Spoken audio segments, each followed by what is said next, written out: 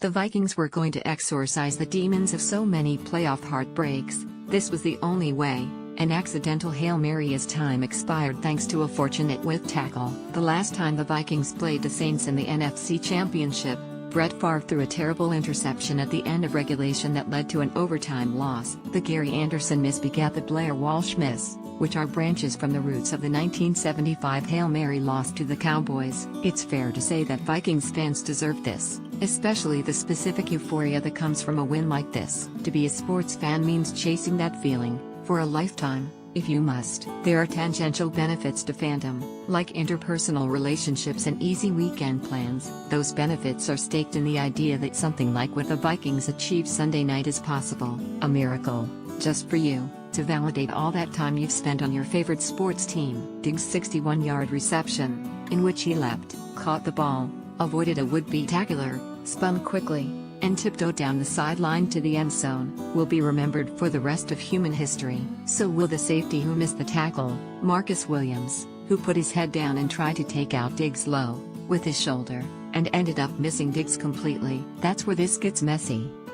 #Saints rookie safety Marcus Williams fell to his knees on his way to locker room after his missed tackle cost Saints the game, and then inside the locker cried with his head in his hands. Alex Flanagan, at Alex Flanagan, January 15, 2018. Yes, Williams should have been less aggressive. If he simply lets Diggs make the catch in front of him, he can likely wrap him up for a big gain, but nothing more. Even if Diggs gets by him, he would likely slow him down enough that a teammate or two could catch up and make the stop. Williams screwed up at a level of magnitude he almost certainly won't screw up again. Yet, there was a reasonable explanation for what Williams did. The Saints committed 4 pass interference penalties on the day, and a 5th would have given the Vikings the gain and stopped the clock with just a few seconds left. Williams wanted to take down Diggs, but in a way that couldn't be construed by the referees as a penalty. Marcus Williams had a spectacular rookie season, and could have a stellar career. He was trying to make the right decision and not interfere. As a competitor, I'm sure he's crushed. I invite Nola to be encouraging and supportive as well as we move on. SG,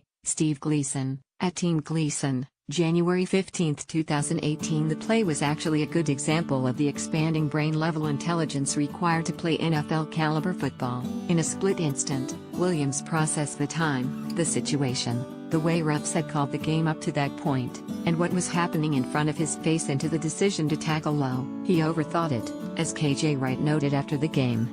The rest is history. Williams vowed after the game to make sure nothing like that ever happens to him again. Getting over the play won't be easy, however. In the same way that Vikings fans celebrated the win as an extension of themselves, Saints fans felt the loss as a personal injury. Williams' Wikipedia page was edited in the minutes after the game to note that he missed the easiest tackle in football history and ruined the playoff hopes and epic comeback of the New Orleans Saints.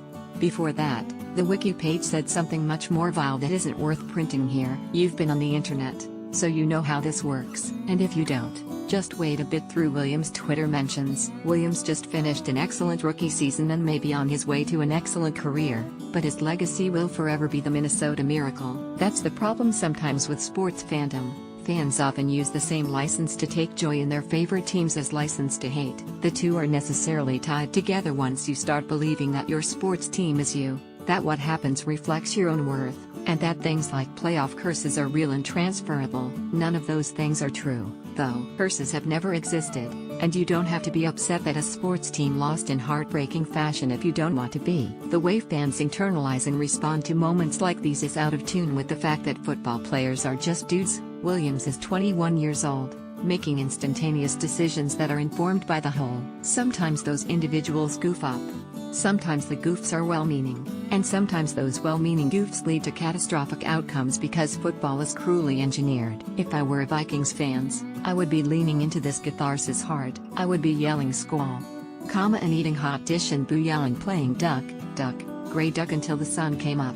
Hell yeah. An undefeated streak of heartbreak has ended and now we're one game away from the Super Bowl. This is the reason anyone bothers with sports. If I were a Saints fan, I'd probably feel pretty crappy right now, and maybe for several days, and maybe even periodically over the next several months or years. But I don't think I'd be mad at a guy who was good at his job and did what he believed to be best, chasing a euphoric feeling like the rest of us. Remember, you can feel however you want at any time. Maybe, say, If your team has appeared in 4 Super Bowls and lost them all, you can say you deserve better, but nothing is owed in sports. If you don't get what you deserve, you can call it a curse, or just acknowledge that the whole exercise is silly sometimes. Once-in-a-lifetime touchdowns are only one way to feel better about yourself. If you'd like, you can exorcise your demons at any